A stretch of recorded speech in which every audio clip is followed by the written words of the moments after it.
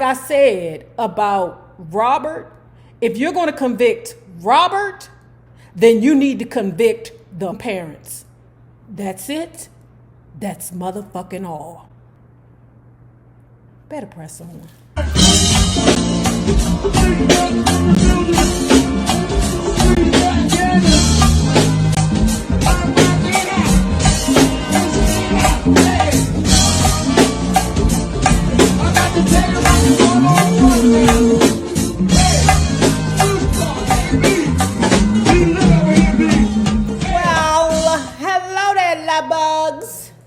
Hello there, Bellas. If you have not already done so, please remember to like, share to Facebook, subscribe, and visit uptopbeauty.com for these JT RZA shades. I think I just ordered a couple of more. So if you want them, you better go on over there to Uptop Beauty and check them out. These are like a book club favorite for some reason. Like, y'all choose these above everything. Plus, I think they're amazing when you're wearing black, bald head. Not that women wear bald heads anymore. I mean, goddamn, because everybody got a wig on but me. And lashes. I just was asking everybody, should I put on lashes? Should I do that? You know? But anyway, bald head, frames, red lip, black. Ooh, ooh, ooh. Feel like 1990 all over again. And if you are not already a part of this book club, please hit the Patreon link below and or the join button here on the YouTube. And for a small monthly fee of $5, you babies, yes, you can be privy to all the shenanigans before the YouTube gets it, if the YouTube gets it. Now, let's continue talking about where the hell is the book? Where's the book? Anyway, y'all know we talk about Michael Jackson. He reached for his mobile phone and called 911. He was told that a disabled automobile did not qualify as an emergency situation, that he should call directory assistance to locate a tow shop. But I'm Michael Jackson, he protested. They don't give a fuck. How they know that you is Michael Joseph Jackson? Girl, you could be Michael Jerry Jackson. But I'm Michael Jackson, he protested. Can't you help? The answer was no. As he stood next to the car, fretting about his next step, Michael was spotted by the wife of Mel Green, an employee of a nearby car rental business called Rent-A-Wreck. She telephoned her husband and said, "You will not believe who I just spotted on Wilshire Boulevard kicking the tire of his broken down car. Michael Jackson. You should go there and see what's up." Mel Green raced to the scene, and sure enough, there he was, Michael Jackson, wringing his hands, pacing back and forth, and kicking the tires of his vehicle. "I got him," Mel said, calling Dave Schwartz, owner of Rent-A-Wreck. "What? You gotta be kidding me," said Dave. "Is it really Michael Jackson? Are you sure? Maybe he's one of those wacky impersonators. It can't be the Michael Jackson." "Oh, yes, it can be. Oh, yes, the hell it can be. And I don't understand why Michael Jackson don't have people on call. Hey, Sydney. Hey, this is Michael Jackson. Come pick me up." "I know he has an assistant. Call your assistant." "Hey, Michael Jackson's assistant. I'm down here on Wilshire." "What made you even get out the car? You're Michael Jackson." This is why I'm like, this dude right here. Michael Jackson is a nut. He's a nut. Like, he is so entitled and oblivious to what real life is that he just doesn't get it.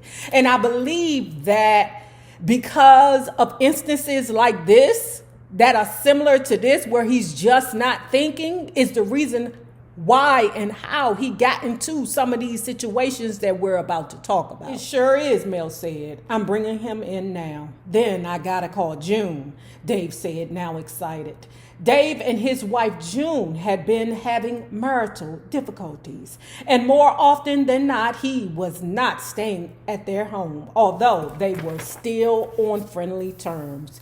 He called June and told her to bring her son Jordy to the shop for a big surprise. June and Jordy arrived on the scene before Michael. Jordy had seen Michael on several occasions over the years, the first time being at a restaurant in Los Angeles when he was about 4. The young boy didn't approach Michael, of course, but instead gawked at him while the entertainer ate his food. Jordy was dark-haired with big, luminous eyes. He was on the verge of manhood, but certainly not there yet.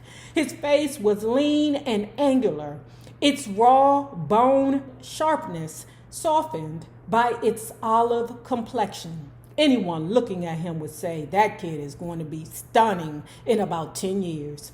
However, standing before Michael, he was just a boy with a big smile on his face. June wrote down a telephone number and handed it to Michael. "You should call Jordie sometimes," she suggested, as if the notion of a 12-year-old being friends with a 33-year-old pop star was the most natural thing in the world. Pause. Baby, I'm about to get serious on you right now. First of all, Janet, why are you writing down your son's number instead of your number? Yeah, I know you married to Dave, but I'm sure Dave will understand if you did a $1 million deal with Michael Jackson.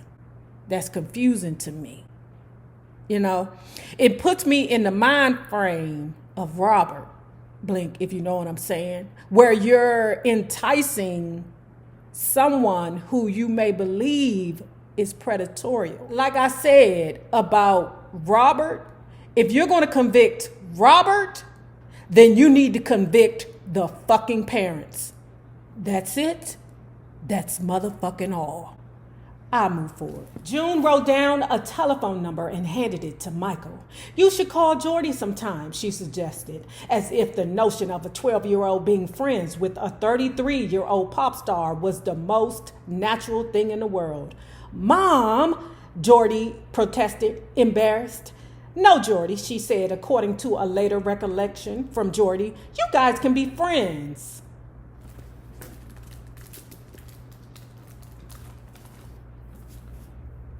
And Janet, you and Michael could be fucking, okay?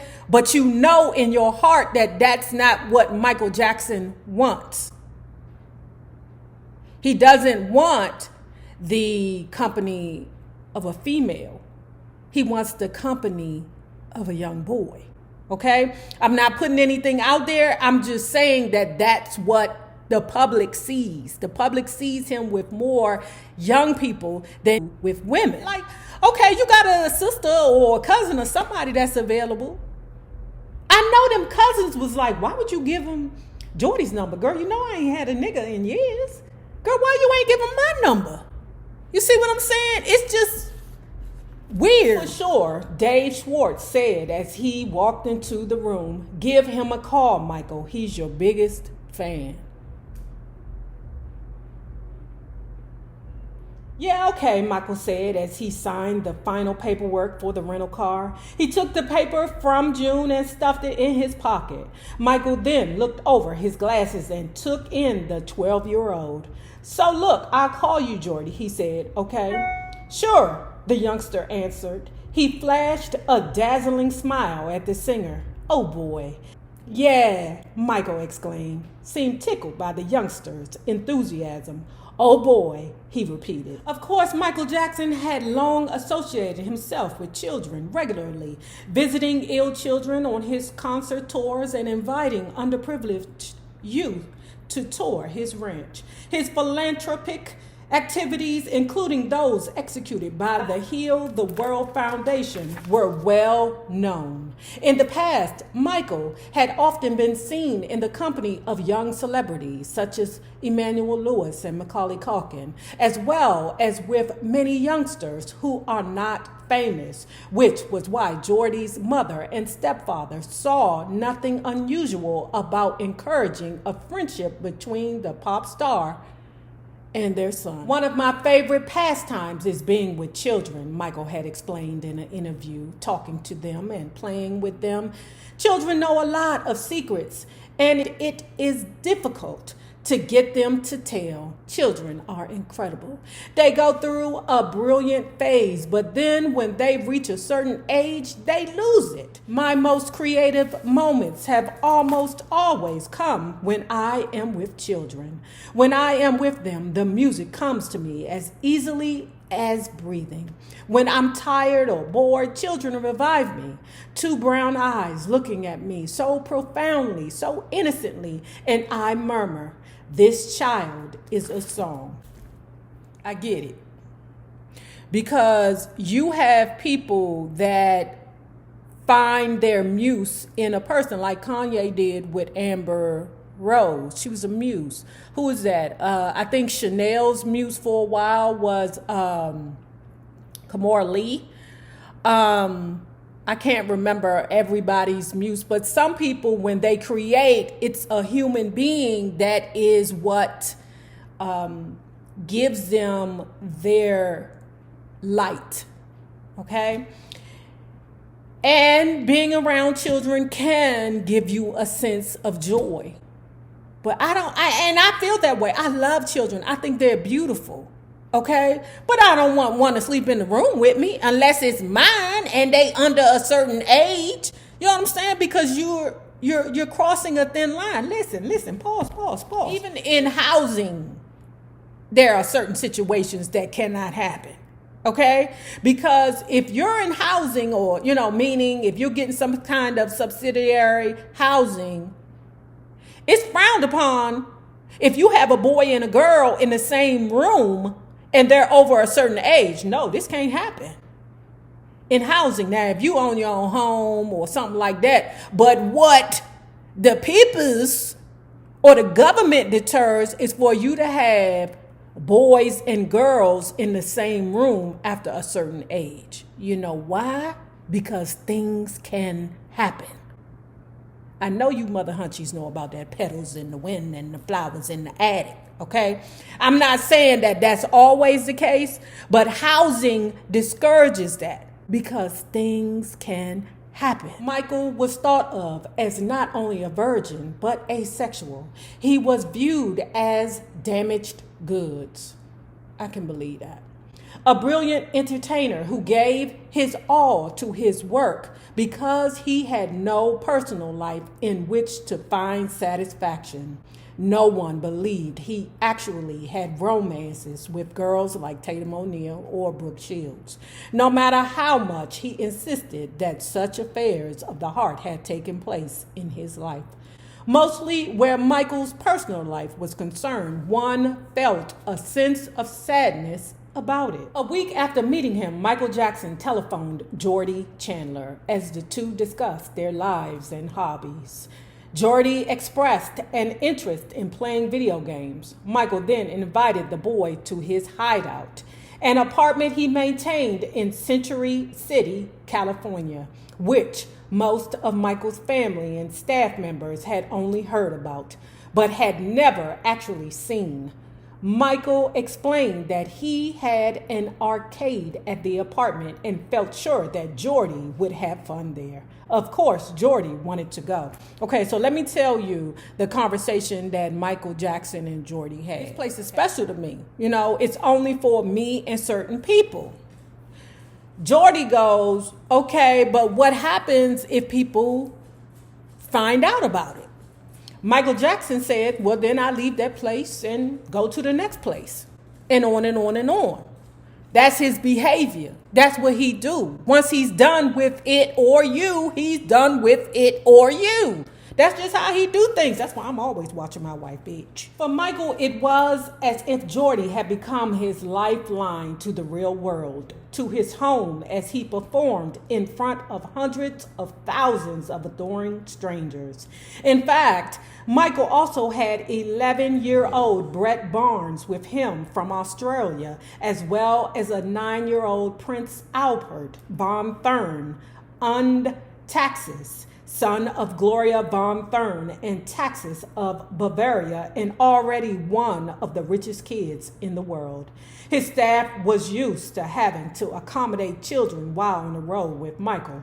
No one ever questioned it.